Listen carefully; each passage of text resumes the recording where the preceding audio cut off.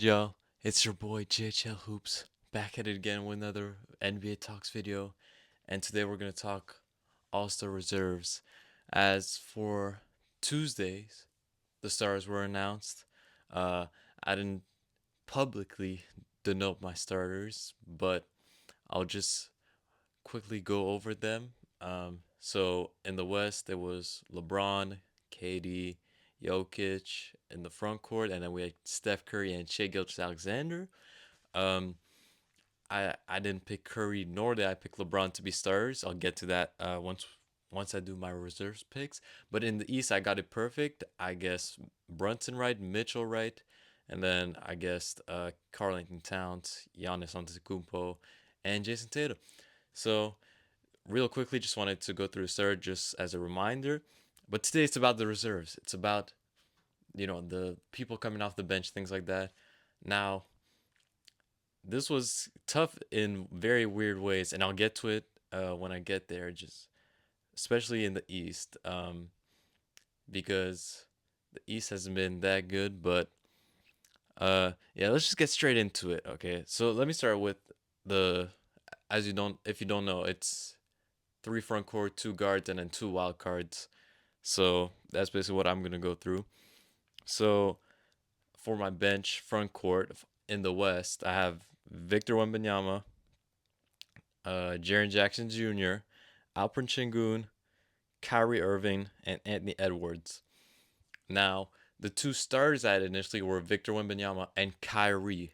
Now, Kyrie might seem like a weird pick, but honestly, when I look at the Western Conference standings, like the next best guard in the West is has been Kyrie, and just because he's not playing what he was playing in 2018 or 20, he's still basically a 50 40 90 guy or just about there.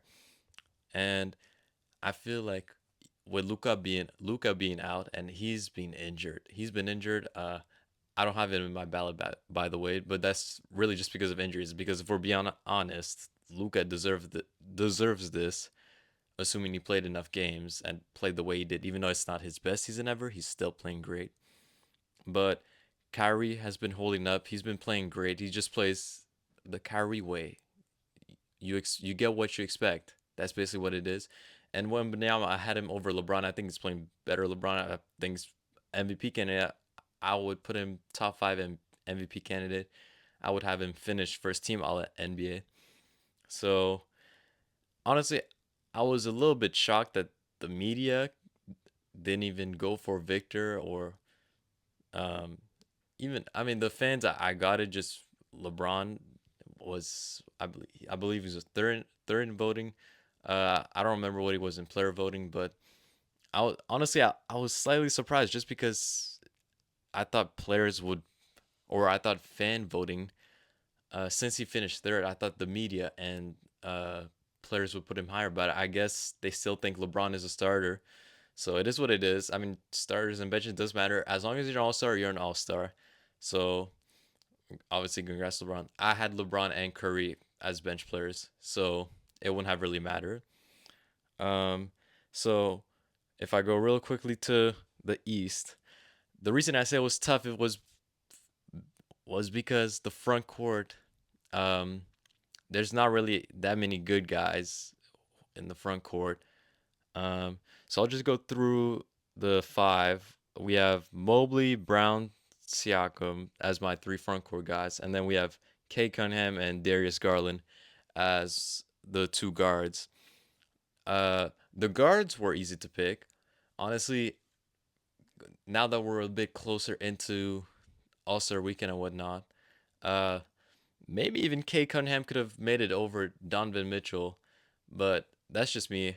Um, it's fine. Again, reserve start. It doesn't matter. It's just what I had a problem with was in the East. There's not that many good forwards after Karl Anthony Towns, um, or after just the starters. Brown definitely should make it. He's a front court guy. If you check the All Star voting, he's a front court player. Um, and then really, I had Scotty Barnes in my head. I had uh what's his name? Jalen Johnson from the Atlanta Hawks in my head. That was a name swirling around. Uh, a guy, two guys I didn't have were one Franz Wagner. He's just because he's injured, he's gonna be out for the All Star game, so I just didn't bother to pick him. Another guy that is out is Paolo Banchero. He just hasn't played enough. Although he's playing amazing, he's playing just honestly. You could, even though people don't like when the first overall pick is the most improved player, you could, in a sense, argue. Even though he's not improved as much as the other candidates, he's still improved by quite a bit. But back to All Star picks, it just feels wrong to pick someone that's only played 13 games to be in the All Star game. But so I don't have any Magic players in the All Star game, which sucks because I mean right now they're 500 or near 500, but they basically have been playing amazing without both Paolo and Franz. So yeah, who knows? Yeah, I didn't have Siakam initially. I had Scotty Barnes over him, but then I just went, you know what? Uh, they're neck and neck in terms of skill and who was on the better team, Siakam, and Scotty Barnes isn't on it. So yeah, it is what it is. Um, but let's move on to the reserve. First with the West, I have J Dub and Norman Powell. I'll get to the snubs real quickly. Um, Devin Booker, even though he's not been the biggest name, I do think he is playing like an all-star. Um, Domantas Sabonis, he's not on it. James Harden is not on it. De'Aaron Fox not on it. And honestly, the reason why I went Norman Powell above all these names was it felt wrong to not have a Clippers player as they're the fifth seed, and two, why Powell over Harden is just because Powell has been more efficient, and let's be honest, addition, uh, his addition to the Clippers play is has been detrimental to their success. Now Harden has been inconsistent, but Norman Powell, you get what you need every game. He will get 20 points for you efficiently. He's not gonna get you the assists, not gonna get you the rebounds. He's not gonna be the greatest defender ever. But in terms of scoring, in terms of impact, you feel it on the floor. You feel it. Um, but if you have James Harden over him, I don't mind that. It's just at a certain point, all these starters or all these players are so close together in terms of skill that it's just like you have to pick one out of a hat. Like if you went Booker over all of them, I wouldn't even be mad at you. That's probably like the last pick I would have, but that's what it is. Domas, I feel kind of bad for.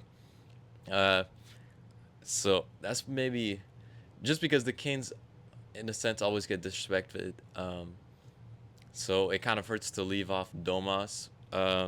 De'Aaron Fox, he's also been playing great, but again, it's like you're just picking out of a hat. Norman Powell, although he averages less points than both Booker, and I think most of those guys, he averages more than James Harden, but Harden averages more assists.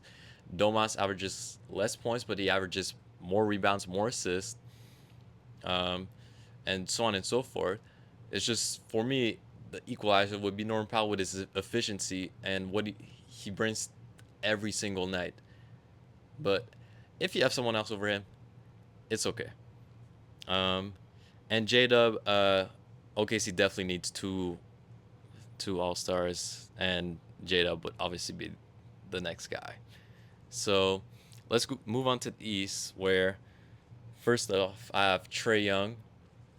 Um, he's coming off his worst game of the season with 11 turnovers, but ignoring that fact, he's leading the league in assists. You can't just ignore that, and also he's kind of the backbone of the Hawks. Without him, they're not in the position they are. So I think that's almost a no-brainer. Um, and then the second guy I have, which I changed about an hour ago, was LaMelo Ball. Um, Now I was hesitant just because he's been injured, But honestly, LaMelo Ball has been playing great, and I really can't ignore that. Even though he's been injured, uh, him coming back, you can see he's playing great. Obviously, he's not averaging 30 points anymore, but he's what 28, 7, and I don't know. I think it's like 4 or whatever. But beyond that, I know the Hornets don't have the greatest record, but LaMelo Ball, he's playing like a top 10 guard in the league. Um, Guys who got snubbed in the East, Dame was the guy I initially put, but again, LaMelo Ball, I was looking at both of them, and I just went, who is playing better? And I said LaMelo Ball. So I took out Dame Lillard. Um, yeah, more snubs. Yeah, I mean, Paolo, Franz, Scotty. I talked a bit about those. Tyler Hero, I think this would be considered a snub. He's playing great. But honestly, I'm kind of ignoring the Miami Heat right now just because we know what's about to go down with Jimmy Butler. And then guy like Jalen Johnson, he's playing tremendous for the Hawks. But it feels kind of weird to have two Hawks All Stars when they're ninth in the East or basically fighting for a playing spot. Zach Levine, that's another guy I missed out on. Um, he's playing great, but again, the Bulls aren't really that great. They're what, like 8 games under 500. I can't, even though that logic doesn't apply for LaMelo. It feels LaMelo Ball is playing tiers above these guys who are playing on an average All Star level. And what I mean by that is that if you have like I said, I picked Garland and Mobley from the Cavs, but that's because the Cavs are the 1 seed. Imagine I picked Vucevic and Levine. I wouldn't be mad at that if they were in the 1 seed, but they're the 10 seed. So next, if you win more games, I'll give you more credit. That's how it goes. Um, and then Tyrese Maxey, that's another snub. Uh, but again, team success. And yeah, Scotty Barnes. Yeah, that's really it in terms of snubs in the East. But overall, the East was kind of weird to pick just because the forwards aren't even that great this year. Um, it was kind of like I was looking at Jalen Johnson, I was looking at Franz Wagner, I was looking at Paolo. It's just man, it's like it's not the strongest front court that we've had, and now the 3 starters are amazing, but it's just whoever's on that bench, they have a lot of work to do. Um, Something else I just want to talk about real quick, which I mentioned a little bit, was just team success with Mobley, Garland, Mitchell, and J Dub and Shea Gilgeous-Alexander. They all deserve they all deserve a spot. But again, if we look at seeding, some guys are higher than others. So that's really it for this video. Honestly, there's not much to talk about. I just wanted to make some predictions and picks. The NBA season's kind of dead right now just because it's like halfway through and football season is on it. So people are tuning into football and not to basketball. I'll try to be more in depth, not next week, but the week after with trade deadline coming up. That's for me. That's personally the most exciting time in the NBA, excluding playoffs. So yeah, hopefully you guys enjoy. Sorry for it being so short. But yeah, I'll make sure to have more next week. All right, thank you for watching.